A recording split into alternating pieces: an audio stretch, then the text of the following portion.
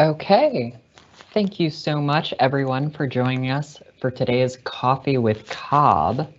Today, we will be talking about working from home. And today with us are our subject matter experts. One of them is a vCIO, whose name is Jeff Blunt. And our other guest today is Patrick Judy, our IT solutions specialist. Today, we're going to be focusing on working from home and specifically the devices and technology that can help make that situation a lot easier for you and your workers. And with that, I am going to go ahead and turn it over to Jeff. Thank you, Kate. Appreciate that. Like Kate said, we're going to be showing you some tips and tricks that you may not be aware of that could make your work from home experience hopefully easier. We'll be showing you some pictures of some standard office setups and then showing you how you may be able to replicate what you have at your office, at your own home office, or maybe even from your own couch. So the first thing, let's just kind of touch on what a standard office setup has and kind of how that makes you really efficient when you are in your office. Multiple monitors, that's one of my favorite things to help you be efficient and to be able to just make your work life a lot easier. If you've never worked with multiple monitors and you really don't know what you're missing, the ability to have several different applications, email and one monitor and a web browser or Teams or whatever else on a second or even third monitor really helps out a lot. Anytime I'm building out a workstation for one of my customers, I really suggest multiple monitors if they don't already have it set up. One thing that a lot of people don't know is that you can turn monitors you can turn monitors vertically. So if you're looking at a really long spreadsheet or maybe you get a lot of emails in the day and you need to be able to see all of those on one screen, turning a monitor vertical and then a couple of settings changes in Windows really allows you to be able to see that really well. Another pretty cool thing is a curved monitor. These curved monitors form the same thing that dual monitors do, except there's no break there in the middle.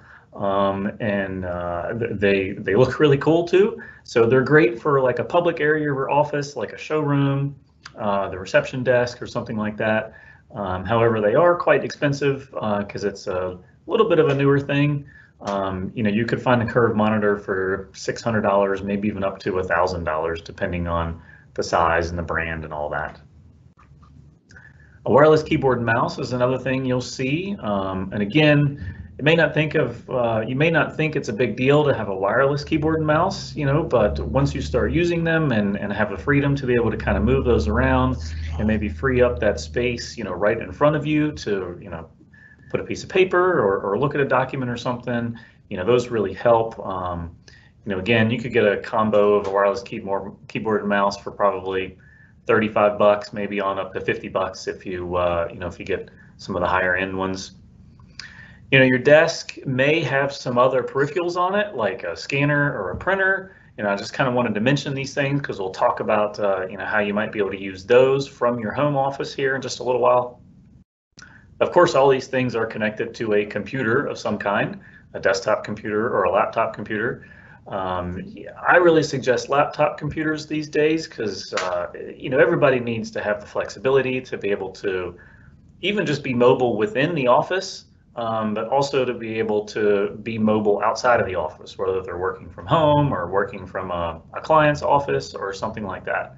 The cost differential between a desktop computer and a laptop computer is really just kind of becoming a cost of doing business today. And then lastly, every office workstation typically has a desk phone, and Patrick will talk about those desk phones here in a minute. So now that we've covered a little bit about what the typical workstation includes, let's take a look at some pictures here. This picture here is of one of our account managers' desks, and you can see the dual monitors there. This particular workstation has a wired keyboard and mouse. You can see the desktop there on the floor, the desk phone off to the left there, And you can probably also make out there's a headphone for the desk phone.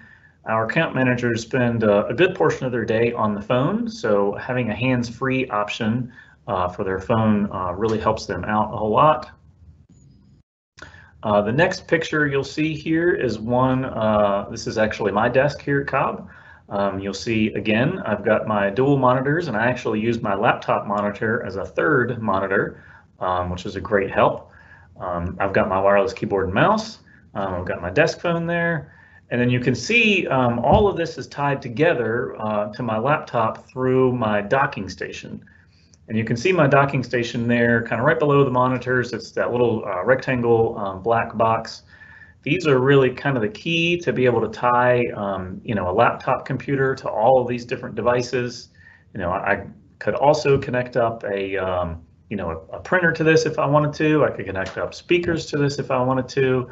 The docking station really kind of ties everything together there. Let's take a little bit more closer look at that dock there. So this is a close-up look, and you can see on the left-hand picture there, there's a lot of different connections in that dock. There's a lot of monitor connections or video connections. There's some USB cables there. There's a network jack. There's a power jack. And then on the front, which is the right-hand picture, there's a USB cable there. There's a spot where I could plug in some headphones if I want to listen to some music on some headphones or something. There's even a little power button on the top of the dock there that I could turn on and off my laptop if I needed to. So these docks are very, very helpful. This particular dock is a Dell dock that works specifically with my Dell laptop. There are generic docks. One thing I will just kind of caution you against with the generic docks, lots of times they don't pass the electrical current through the dock, so they don't charge the battery on your laptop. Where if you get one that's made specifically for yours, like if you have an HP or a Lenovo or whatever you have, if you get a dock specifically for your laptop, typically it's just one cable or one connection that you're going to have to plug your laptop into to be able to connect to everything else. A dock is probably going to set you back probably around $250 or so, but again, it's going to depend on you know, the brand and the different types of features and functions you need with it.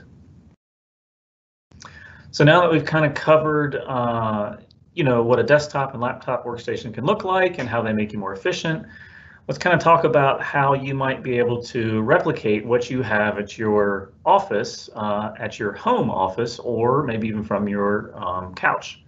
So if you have a desktop computer, you know, obviously it's not very easy to carry your desktop computer from the office back home and plug everything in and connect it all up. So if that's the only option you have, something like a LogMeIn type of service could be good for you. LogMeIn is going to allow you to jump on a personal computer that you have at home. So that is something you would have to have. You'd have to have your own computer at home, but you could log into logmein.com and connect directly to your desktop computer back at the office. And it's as though you're sitting right there at the office working on it. You have the same files and applications and everything. So that's a pretty good option. Another pretty cool thing with LogMeIn, if you have a printer at home, you can print from your office computer through LogMeIn back to your printer at home. So it's just a really great option to be able to connect things up remotely there. We did talk a lot about LogMeIn and some other options for remote access in a blog on our website. So I encourage you to go check that out. Again, you know, the better option is to really use a laptop computer, you know, that you can easily carry with you between your office and your home. And if there was only one item at home that I could have on my desk at the office, it would be those multiple monitors. The simplest way is to directly connect a monitor into your laptop and use, you know, the laptop keyboard and mouse, and automatically you have dual monitors there. Another kind of cool trick, and you may know about this and you may not.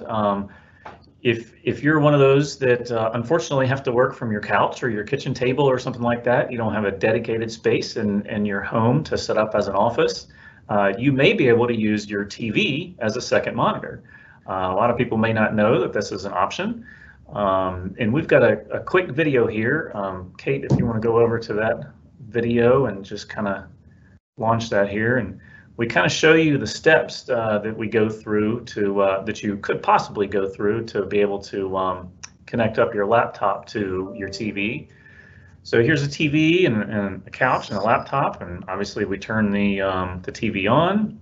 On your laptop, you could go to connect to a wireless display, and it's going to take you to this sort of page here. You scroll down and connect to a wireless display, and you should see your TV pop up over here. So if you select your TV, you see up there at the top where it says it's now connected. You may need to scroll down, and where it says the multiple displays there, you might need to change it from duplicate displays to extend these displays, so you're not looking at the same screen on two different monitors.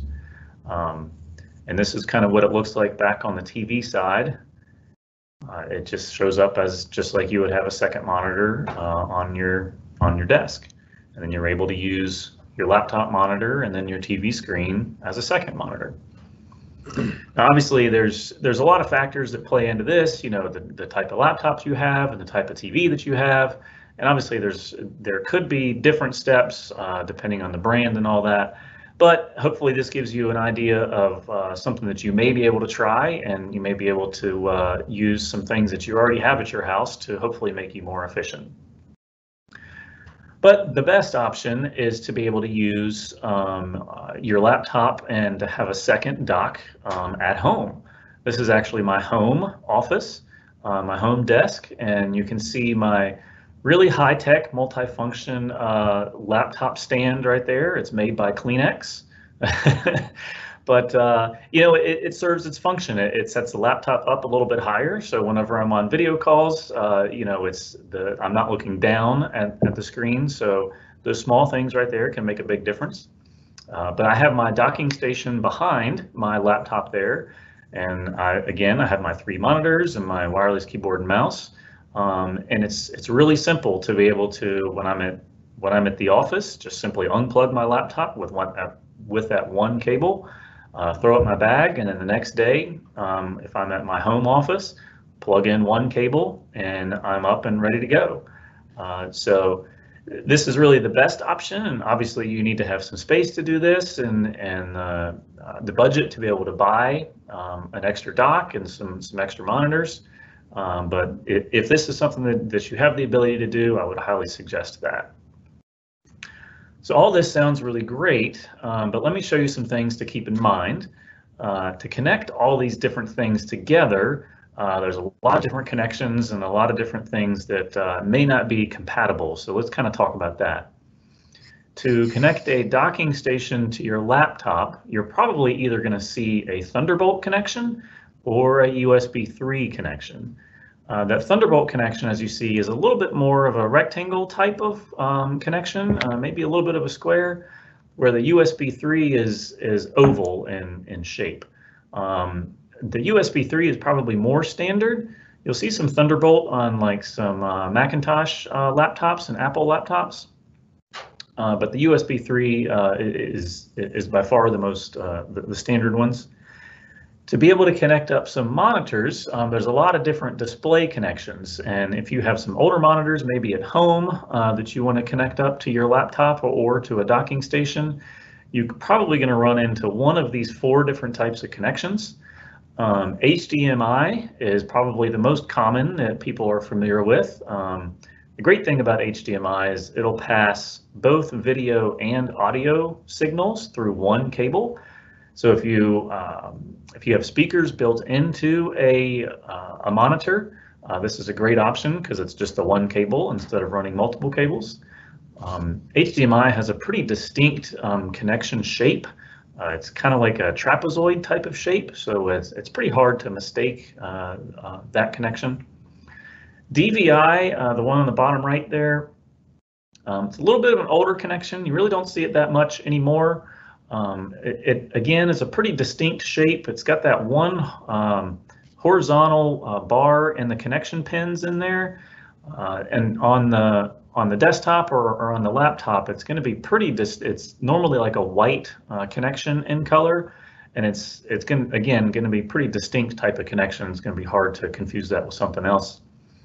DisplayPort is a fairly new type of connection, and it is pretty easy to mistake a DisplayPort connection for a USB connection, because 3 of the corners are like right angle corners, and it looks like it's just a rectangle connection, but that 1/4 corner has like a 45-degree angle on it. So when you're looking at the different types of connections that your existing monitor, or if you have a docking station, just be sure that you're paying attention to what those connections are and you know which ones you have. VGA has been around for a long time, decades. It's very common. It's still common.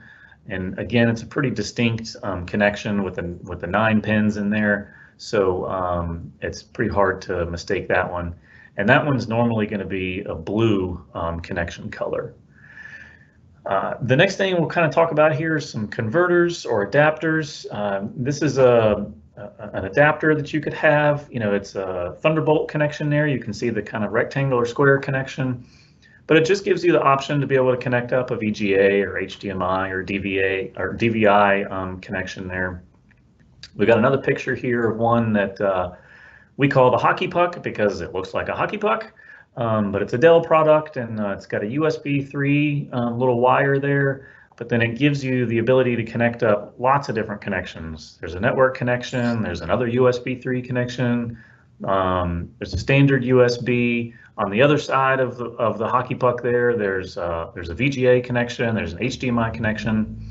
So these sort of adapters are really great to keep, to keep in your computer bag if you ever need to connect up to a monitor or connect up to a network jack if you're at a client's office or your home or whatever. These are great things to have. Adapters, again, if you have an existing monitor at home and you want to connect it up and you've got VGA on the monitor, but you only have HDMI on your laptop, a quick Amazon or Google search, and you can find, VGA to HDMI converters and a cable or just a standalone little converter. They're probably 25, 35 bucks or something like that. So you can definitely find those to try to make that connection work for you. One last thing about connections and different things like that. It's a great thing to have in your computer bag, just like an HDMI cable, because those are pretty common right now and pretty common these days. And also not a bad idea just to keep like a network cable in your computer bag at all times. You just never really know when those might come in handy for you. Moving on, if you're like me, when you're at your office, at your desk, at your office, you probably have a notepad or some loose paper laying around that you'll jot notes down on. And obviously, again, if you're like me, whenever you go home, you end up leaving that notepad or leaving those notes on your desk. And of course, you need them whenever you're working from home.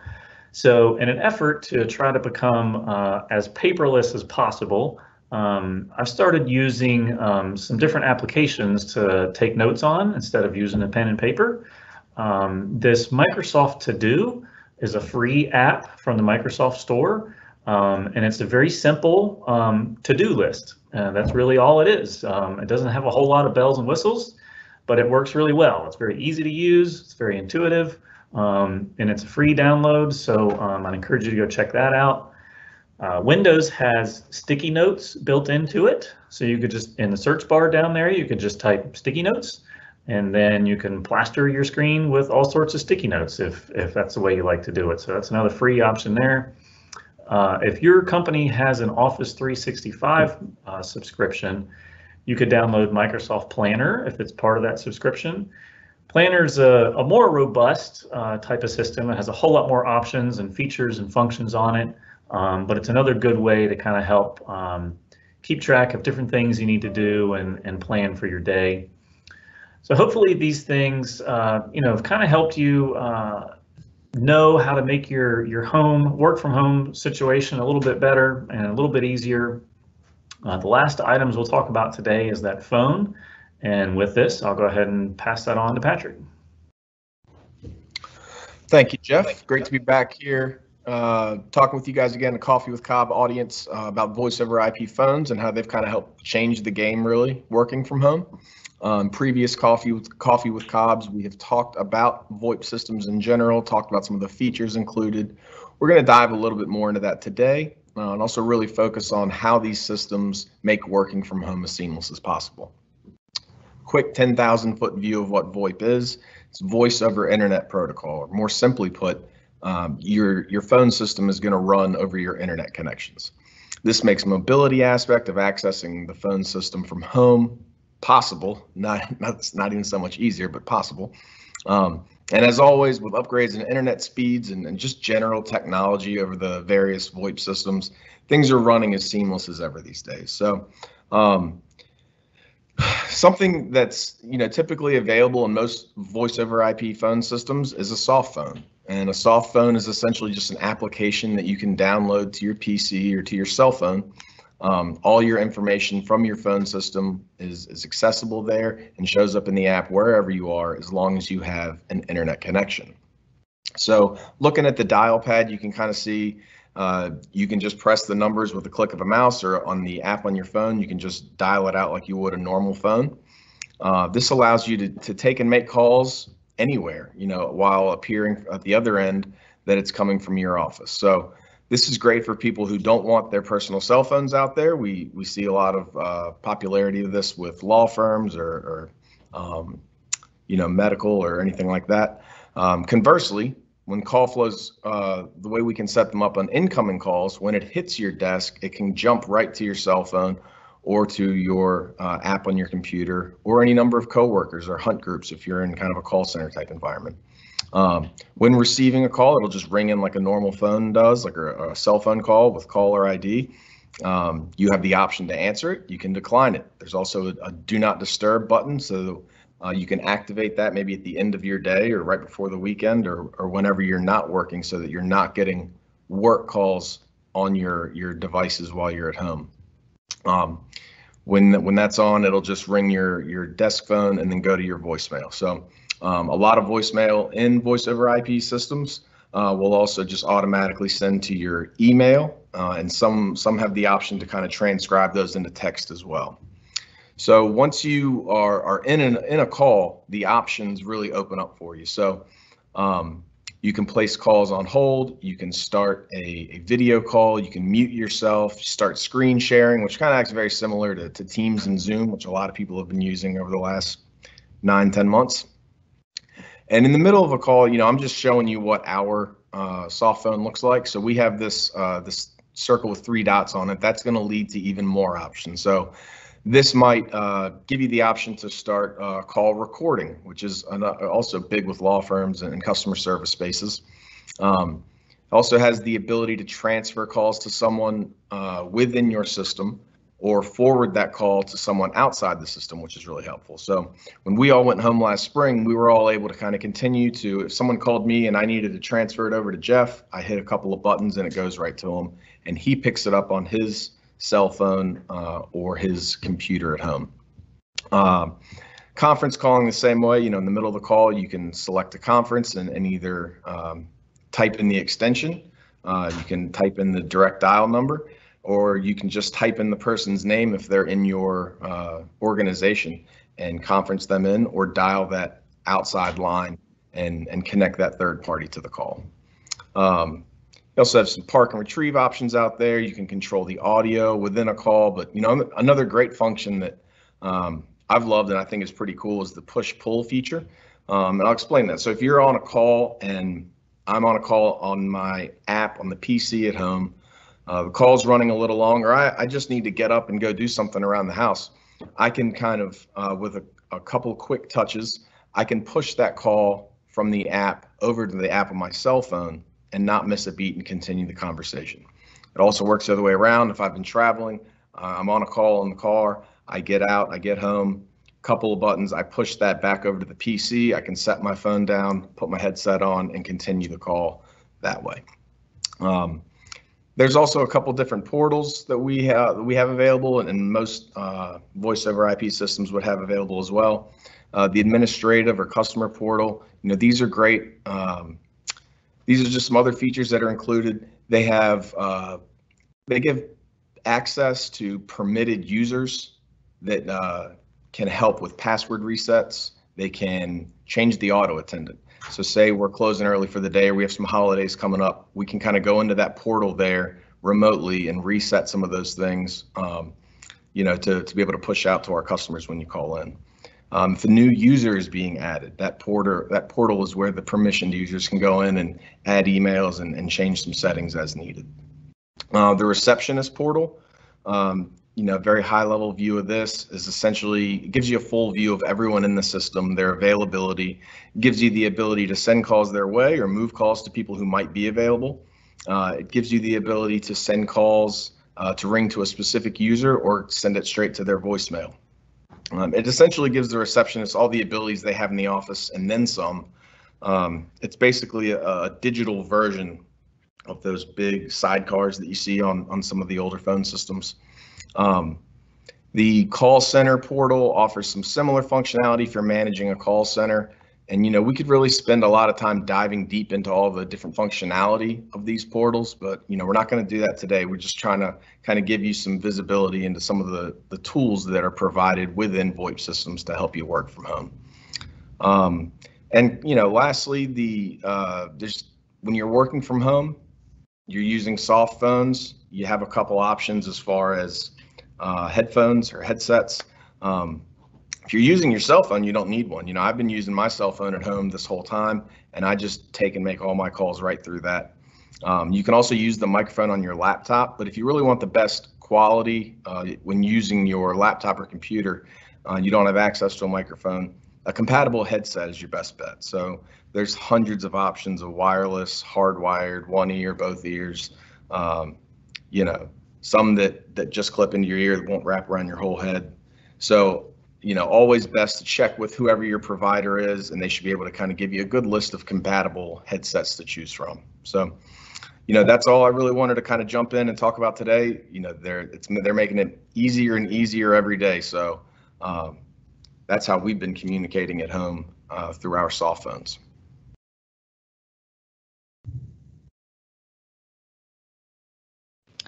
Okay, and with that, that is the end of the presentation portion of this Coffee with Cobb.